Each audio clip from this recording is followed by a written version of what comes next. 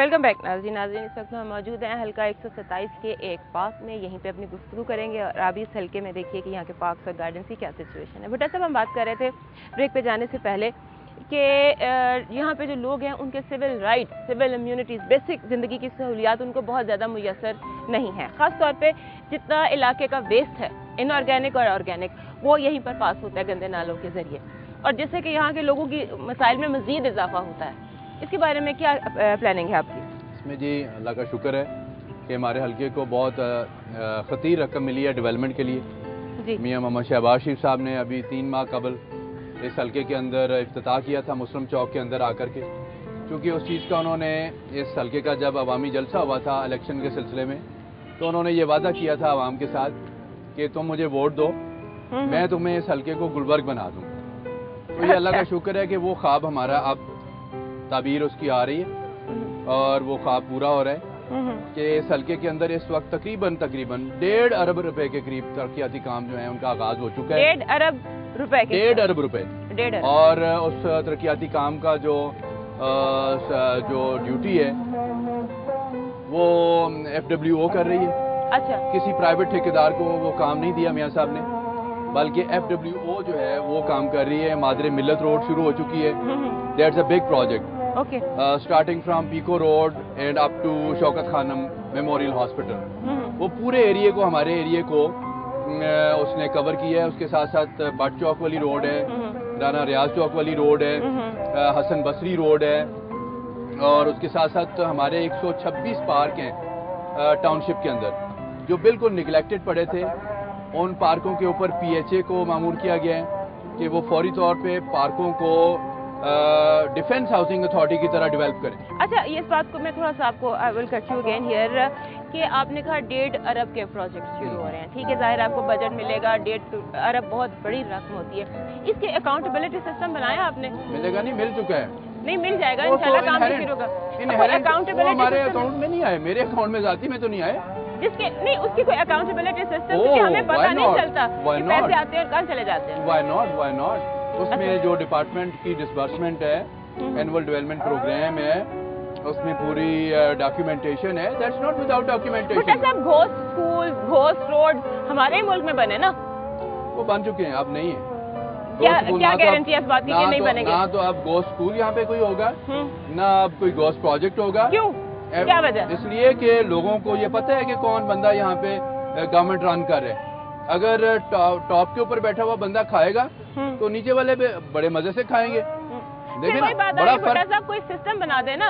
بندے تو دنیا میں ہمیشہ رہنے کے لیے نہیں آتے, تو کوئی ایسا سسٹم اکاؤنٹیبلٹی کا بنا دے نا کہ اگر آپ کی حکومت نہیں رہتی لیٹ سپورٹ تو پھر کیا کریں گے؟ کون 1.5 ارب ڈھونڈنے عوام کس کے پاس جائے گا؟ آخر یہ ہم نے پیسہ دیا ہے, ہماری جیبوں سے نکلا ہے, کہاں جائیں گے ہم؟ یہ جو آپ کی انگزائٹی ہے نا سسٹم کے بارے میں, یہ میرے خیال ہے ہر کامن سٹیزن کی انگزائٹی ہے. کیونکہ جب تک آپ بالکل بات آپ کی ٹھیک ہے, اس میں تو کوئی دوسری رائے نہیں ہے کہ جب تک آپ سسٹم نہیں لے کے آئیں گے تب تک کیسے کام چلائیں گے. اسٹیٹ افیئرز ہیں, اسٹیٹ افیئرز ایسے تو نہیں چلتے, ایک سسٹم کے تحت چلتے ہیں.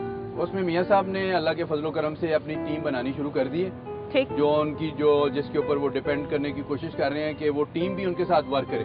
کیونکہ میاں صاحب تو 24 گھنٹے میں سے 18 گھنٹے کام کرتے ہیں, تو ان کو ٹیم بھی تو چاہیے نا جو 18 گھنٹے کام کرے, جو ڈیلیور کرے, جس میں فیورٹزم نہ ہو, جس میں نیپوٹزم نہ ہو, جس میں کوئی اور للے تللے نہ ہو, بلکہ کام ہو. اب دیکھیں چیف منسٹر سیکریٹریٹ کا بجٹ جو ہے وہ کتنا کٹ ہوا ہے. اس میں کتنی گاڑیاں جو تھیں, 100-150 گاڑی کا فلیٹ جو تھا وہ انہوں نے چھوڑا ہے, نیلام کیا ہے, اور ایک بہت خطیر رقم سے اس سے کیا فرق پڑا؟ جب تک محاسبہ نہیں ہوگا, اکاؤنٹیبلٹی نہیں ہوگی, اس سے کیا فرق پڑے گا؟ 1.5 ارب روپے کی جو بلڈنگ بنائی گئی تھی صرف عیاشی کے لیے, اس کو انہوں نے کہا کہ یہ فارغ کرو, ہم لوگ ادھر بیٹھ کے کام کریں گے. جو پرانا 7 کلب ہے اور 90 جو شرائع قائد اعظم ہے اس میں بیٹھ کے ہم کام کریں گے. یہ امپریشن سٹارٹ ہوتا ہے right from top to toe. جو اگر اب ٹاپ کے اوپر ایک اچھی پالیسی چل رہی ہوگی تو اس کا ٹرکل ڈاؤن ایفیکٹ نیچے آئے گا انشاءاللہ. چلیے اللہ کرے جی, ہم اور کیا کہہ سکتے ہیں, بینگ عوام ہم تو یہی کہہ سکتے ہیں. اچھا یہ بتائیے گا کہ چلے اگر آپ نے الیکشن ہی کی بات کی اور آپ نے پچھلے حکمرانوں کا قصہ چھیڑا, تو یہ بتائیے گا کہ کہا یہ جا رہا ہے کہ اسلم گڑھا اس کا بڑا ہاتھ ہے آپ کو الیکشن جتوانے میں, کیونکہ آپ کا تھا یہ تیسرا الیکشن, آپ اس میں نہیں جیت پائے. اس دفعہ آپ کو پاکستان پیپلز پارٹی نے جتوایا. नहीं, तीसरा इलेक्शन नहीं था मेरा, तो ये छठा इलेक्शन था। मैं पहले टाउन का इलेक्शन लड़ा। हाँ, मैंने टाउन का इलेक्शन लड़ा, टाउन का इलेक्शन हम जीते, लेकिन गवर्नमेंट ने नताइज तब्दील की उस वक्त डिक्टेटोरियल गवर्नमेंट ने। फिर उसका रन ऑफ इलेक्शन हुआ, वो हम जीते, उसके नताइज तब्दील हुए। फिर NA 127 का इलेक्शन हमने 2002 में जीता, अल्लाह के फजल करम से, उसके नताइज तब्दील हुए। फिर 2004 में वो ज़िमनी इलेक्शन हुआ, वो मैंने इलेक्शन लड़ा। In spite of all the facts के सबको पता था कि ये इलेक्शन रिग होना है, और वो इलेक्शन हमने जीता, लेकिन हमारे नताइज तब्दील हुए। 2008 में जब मियाँ साहब यहाँ पे आए हैं, तो दुनिया ने देखा कि यहाँ पे जो इलेक्शन के नताइज थे वो सबके सामने थे। 52,000 की लीड थी हमारी, अल्लाह की मेहरबानी से। अच्छा, तो अच्छा, फारूक अमजद मीर साहब के बारे में बताइए, उनसे आपके ताल्लुकात कैसे हैं? अच्छे ताल्लुकात। अच्छा, वो यहाँ से इलेक्शन क्यों नहीं लड़े? क्योंकि MNA तो वही थे पिछली बार। अच्छा मौका मिला उन्होंने, एक स्टेट जो हुकूमत में एक पार्टी थी उसका टिकट उनको मिला, उनको ये मौका ज़ाया नहीं करना चाहिए था, उन्होंने अच्छा मौका लिया। तो अब तो आपके साथ है ना, तो आपके साथ इलेक्शन लड़ते। कौन हमारे साथ है? फारूक अमजद मीर साहब। अब आपके साथ नहीं है? नहीं। क्यों नहीं है? हाँ, नाम के साथ तो PMLN लगाते हैं। लगाते हैं? हाँ। अच्छी बात है, सब लोग लगाएंगे। चलें देखते हैं, सब लोग लगाएंगे, अच्छा, क्योंकि अल्लाह का शुक्र है PMLN में एक अट्रैक्शन है, PMLN की एक क़यादत है, PMLN की क़यादत के ऊपर लोग एतमाद करते हैं। PMLN की जो क़यादत है उसके साथ लोगों का एक बहुत बड़ी अटैचमेंट है, सेंटिमेंटल अटैचमेंट है, और लोग समझते हैं कि अब इस मुल्क के अंदर जो मसीहा है वो मियां मोहम्मद नवाज शरीफ है। कोई मतलब सारी जगह तो नहीं समझते। अच्छा ये बताइएगा, PP का में एक आपके जब इलेक्शन हो रहे थे तो एक मर्डर हुआ था आसिफ अशरफ साहब का, उसके बारे में क्या? आसिफ अशरफ मेरे साथ MPA के उम्मीदवार थे। बदकिस्मती से वो रात जब 18 तारीख को हम अपने टेंट वगैरह चेक करने जा रहे थे तो उनको मर्डर कर दिया गया। हम लोग, ये 18 तारीख की रात की बात है, 12:06 पे उनकी डेथ हुई अस्पताल में। अगर 12 बजे उनकी या 12 से कम पे उनकी डेथ होती तो फिर ये MNA का इलेक्शन भी ज़िमनी होना था, ये नहीं होना था उस वक्त, क्योंकि ये this was the law and the requirement of the law कि 12 बजे के बाद चूंकि उनकी डेथ हुई थी ऑन 18th ऑफ February, तो फिर उनको चूंकि ये इलेक्शन कमेंस हो चुका था, इसलिए ये इलेक्शन उनको करवाना पड़ा। तो व्हाट हैपेंड कि ये जो हमारे लिए तो बहुत बड़ा ये सानिया था, लोग इलेक्शन के लिए तैयारी कर रहे थे, हम अस्पताल से लाशें उठा रहे थे, और सुबह 5 बजे तक यही आलम था कि हम लोगों ने वहाँ से 5 लाशें उठाई। उसके बाद जब हल्के में ये भी लीड चल गई थी कि ये इलेक्शन नहीं हो रहा, फिर लोगों को हमने मुजतमे किया, हमने हल्के को मुजतमे किया, कारकुनान को हमने फ़ोन किया कि भाई बाहर निकलो, इलेक्शन होगा MNA का, आप बाहर निकल करके वोट डालें। एक बड़ा खौफ था, बड़ा टेरर था, और वो टेरर तो आदत पड़ गई है। अभी आपके हल्के में फिर रही थी मैं, तो जाहिर है कि हमारी टीम देख रही थी यहाँ के हालात।